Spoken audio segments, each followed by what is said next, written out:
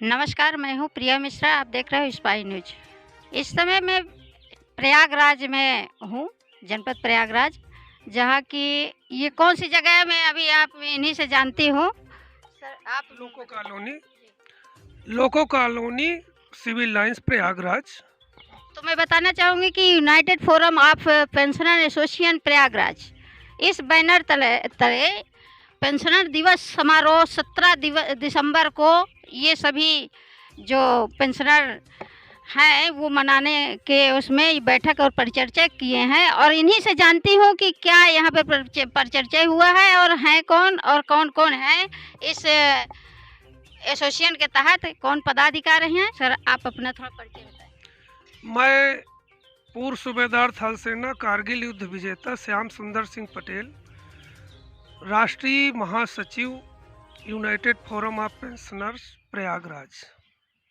तो आज यहाँ पे जो आप सभी लोग इकट्ठा हुए हैं, कैमरामैन से दिखाना चाहूँगी कि ये जो तमाम साथ में हैं, इनके साथ पदाधिकारी हैं, संघ में हैं, तो ये सब दिखाना चाहूँगी, दिखाएं एक बार कि सभी लोग ये आज परिचर्चा में एकत्रित हुए हैं, और इन सब का संगठन ये जो बड़े जोरदार से ये प्रयागराज में चल रहा है, तो आप इनके बारे में कुछ बताएं। और भी आपके सर बगल में कौन-कौन? United forum of pensioner association Prayagraj के हमारे पदाधिकारी गण यहाँ मौजूद हैं। रेलवे पेंशनर्स के भी कई पदाधिकारी जोनल एआईआरएफ के यहाँ उपस्थित हैं। हमारे अध्यक्ष श्री सुशील कुमार श्रीवास्तव जी हैं, भाई लियाकत अली जी हैं, मिश्रा जी हैं, राजबली शर्मा जी हैं, राजकुमार त्रिपाठी जी हैं। तमाम सब साथी यहाँ एकत्रित हैं। 17 दिसंबर पेंशनर दिवस ये पूरे भारतवर्ष में मनाया जाता है। हम प्रयागराज में विगत कई वर्षों से इसको मनाते चले आए हैं।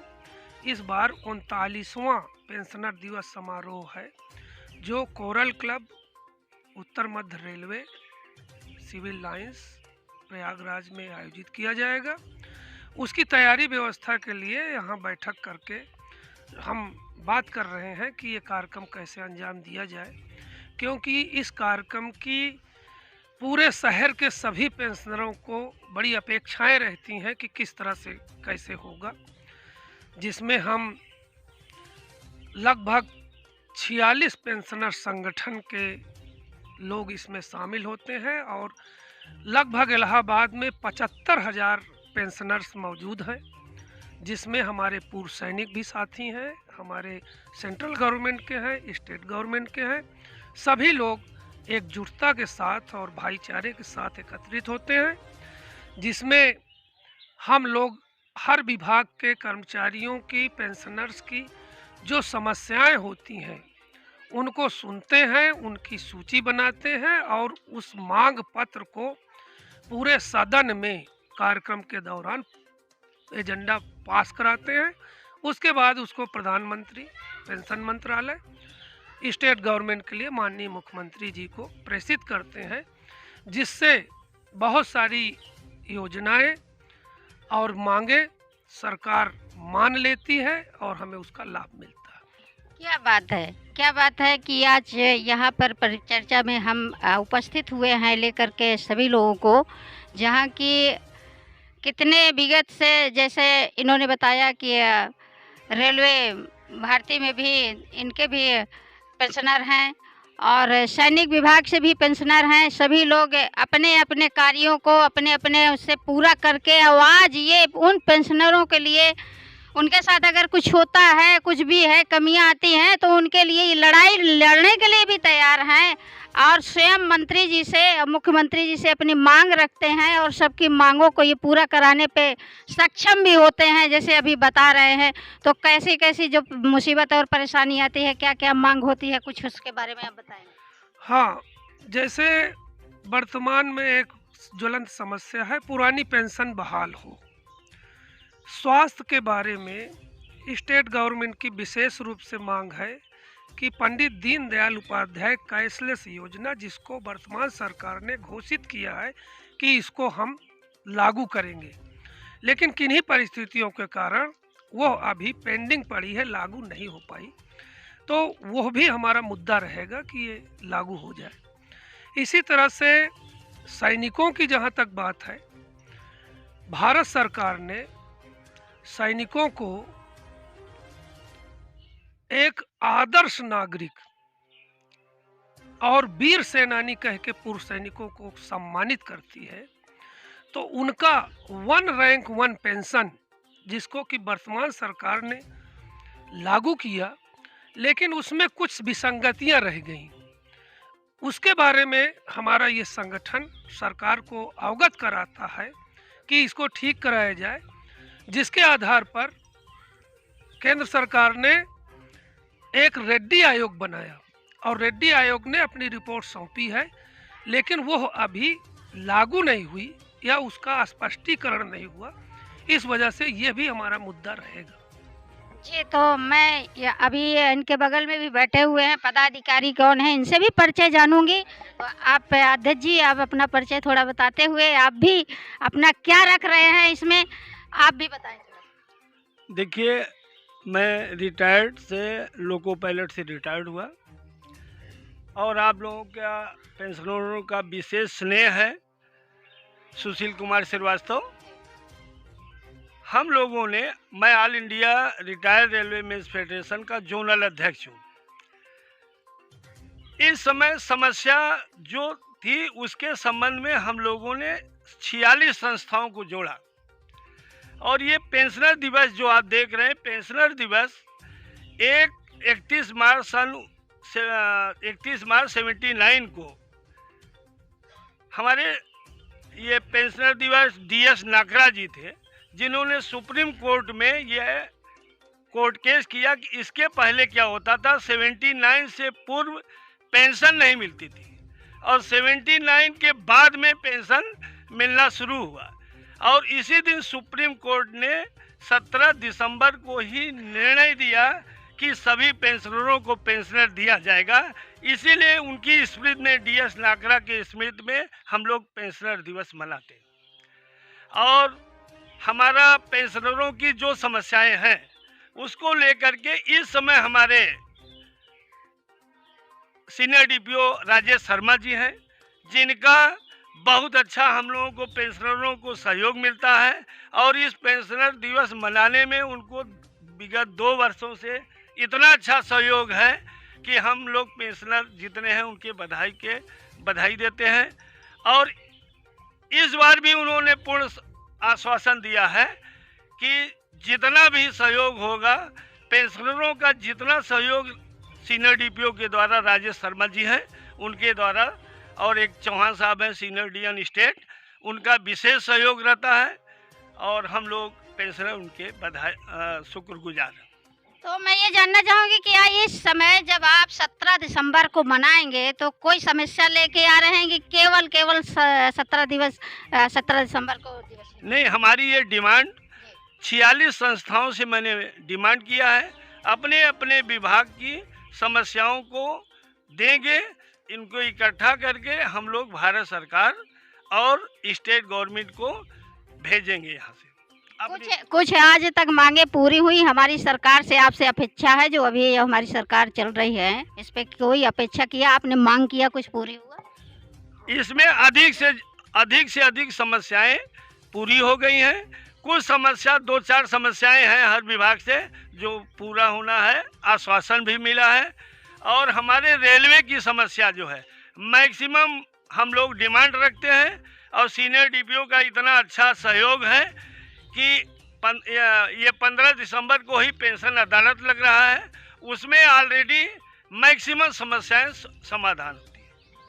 तो देखिए, मैं ये बताना चाहूँगी कि जहाँ पर ये लोग अपना खुद का संगठन बना करके इतना अच्छा चला रहे हैं और सभी पेंशनरों का समस्या समाधान करते नज़र आ रहे हैं, जैसे भी कह रहे हैं, और भी हैं, मैं इनसे भी जानना चाहूँगी और परिचय लेना चाहूँगी और ये भी बताएंगे कि क्या समस्या इन लोगों का निदान हुआ। तो आप अपना थोड़ा सा परिचय बताएं। मैं राजकुमार त्रिपाठी, चीफ लोको इंस्पेक्टर से रेलवे से रिटायर हुआ हूँ। इस वक्त AIRF का मंडल अध्यक्ष हूँ। हमारा लोग की लड़ाई जो रहती है, पुरानी पेंशन की तो लड़ाई चलती चली आ रही है, उसके लिए उसके तरफ से, हमारे तरफ से एक सरदार जी हैं, उनका नाम याद नहीं आ रहा, उन्होंने इसमें कोर्ट केस भी कर दिया है कि पेंशन, पुरानी पेंशन हम लोगों को दी जाए।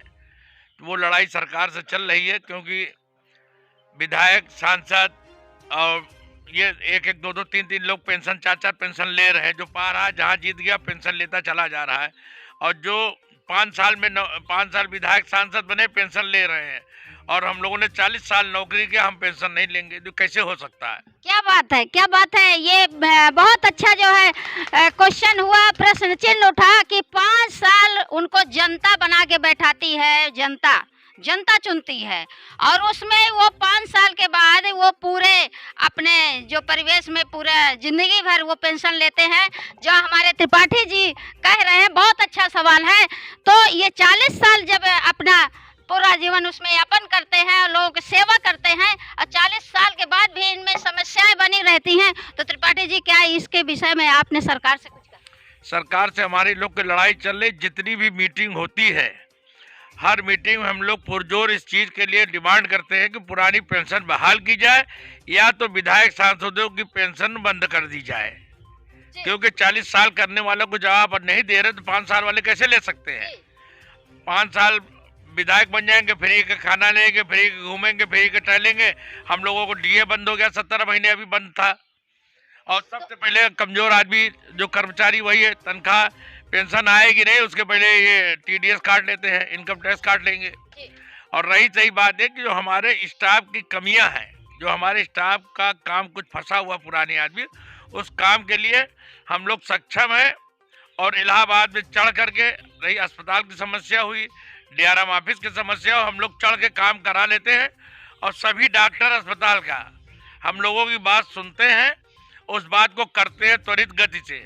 और इलाहाबाद में मंडल में जो है, हमारे सीनियर डीपीओ साहब एक ऐसे आदमी आ गए जिनके द्वारा, राजेश कुमार साहब, जिसके द्वारा हमारा लोग का काम कभी रुकता ही नहीं। और हर बाबू, हर सुपरवाइजर घबराता है कि इन लोग वहाँ न जाए, डीआरएम ऑफिस से इन लोग ना आए। अगर हमारा लोग कोई काम आया तो सुपरवाइजर हमारे पीछे खुद लग जाता है, भैया हमको बता दिए, साहब के पास आप लोग न जाइए, आपका काम हो जाएगा।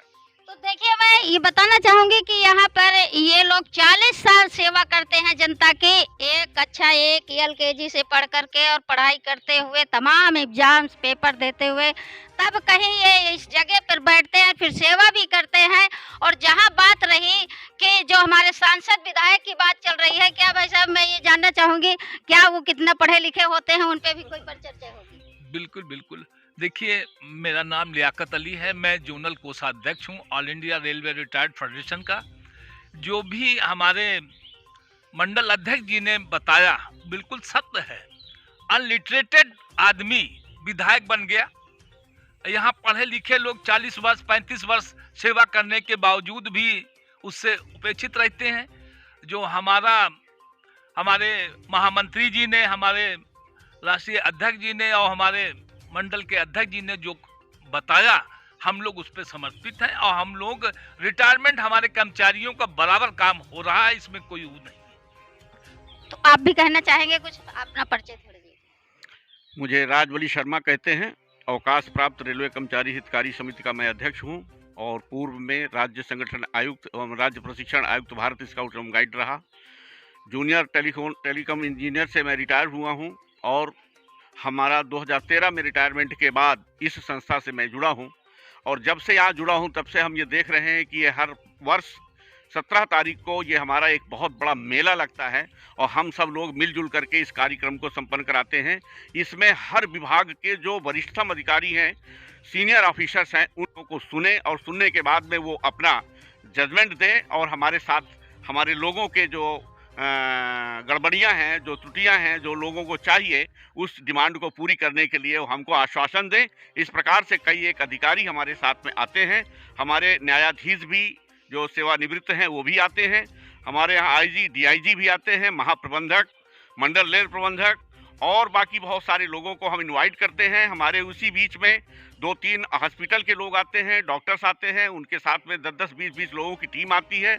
हम सभी लोगों को वहाँ स्वास्थ्य परीक्षण होता है, ब्लड टेस्ट किया जाता है, बीपी टेस्ट किया जाता है और यह भी आश्वासन दिया जाता है कि जितने भी रिटायर्ड लोग हैं हमारे यहाँ आएँ और निःशुल्क हमारे यहाँ जाँच कराएँ, निःशुल्क हमारे यहाँ उनका इलाज होगा। तो इस तरह से हमारी जो मांगें होती हैं उस दिन हम अच्छी तरीके से उनको भेजते हैं और वो ऊपरी स्तर तक जाता है। इसमें कई एक मांगें हैं जो मांगें हम लोग लिखित में भेजते हैं और उन मांगों में से बहुत सारी मांगें हमारी पूरी भी हो जाती हैं और जो नहीं पूरी होती है उसको हम बराबर हर वर्ष देते रहते हैं। हमारे यहाँ हर 15 तारीख को यहाँ बैठक भी होती है। 15 तारीख की बैठक में हमारे रेलवे के और अन्य शाखाओं के लोग आते हैं, उस बैठक में यहाँ साथ देते हैं। चलिए सर, बैठक तो चलिए होती है, बहुत अच्छी बात लगी। त्रिपाठी जी की बात जो हम वो बार बार दिमाग में और मन में गूंज रही है कि ये कहते हैं कि विधायक और सांसद पेंशनर हो जाते हैं, उनका पेंशन बनता है, 40 साल हम सेवा करते हैं और उसमें भी तमाम ऐसे। क्या ये पेंशन बंद हो चुकी है? कब से बंद हुई है और लोगों की, और कितने लोगों की कैसे चालू है, कब?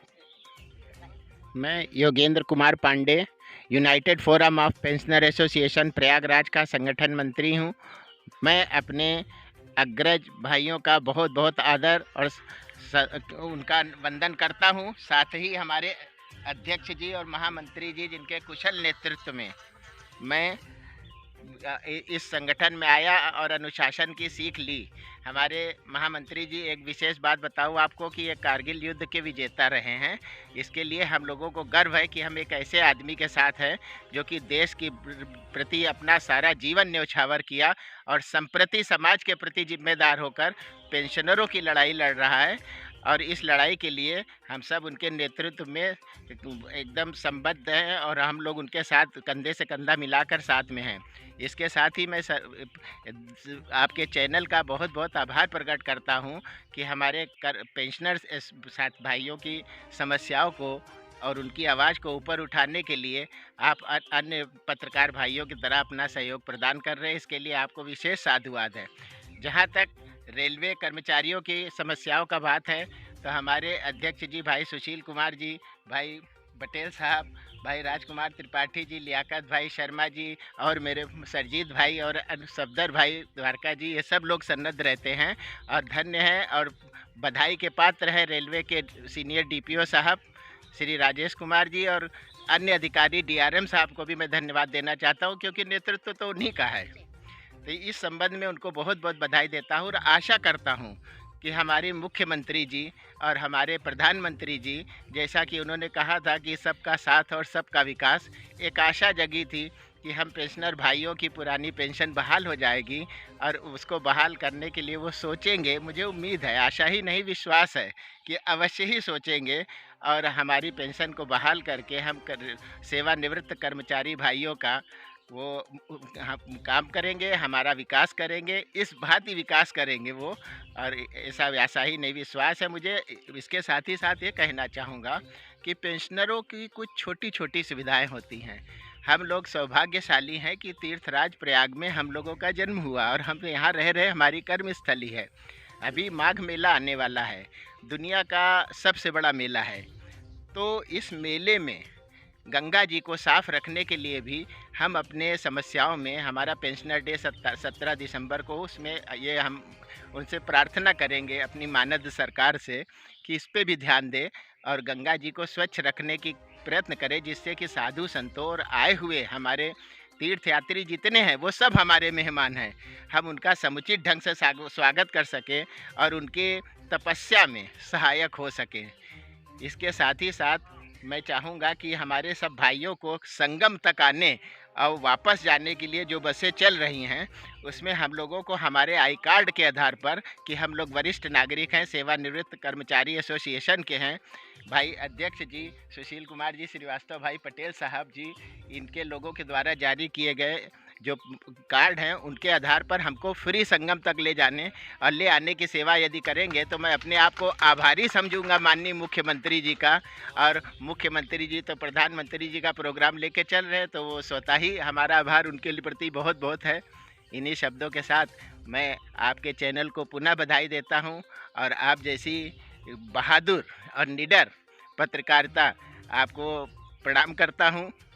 क्या बात है। यही से स्पाई न्यूज़ से प्रिया मिश्रा, मैं आपको ये दिखाना चाहती हूँ, बताना चाहती हूँ, बहुत बहादुरी की बात है। और मैं अपने मुख्यमंत्री योगी आदित्यनाथ जी से ये आग्रह करूंगी, महाराज जिस प्रकार ये लोग 40 साल अपना सेवा में अपना अनुदान करते हैं, अपने समय को, बहुमूल्य समय को दे करके, उस प्रकार जैसे इन्होंने मांग किया है, मैं अपने चैनल के द्वारा से प्रिया मिश्रा ये कहना चाहूंगी कि इन लोगों की मांगे जैसे आशा है, विश्वास है, जरूर पूरी होगी, आप जरूर करेंगे। धन्यवाद। यहीं से स्पाई न्यूज़ से प्रिया मिश्रा।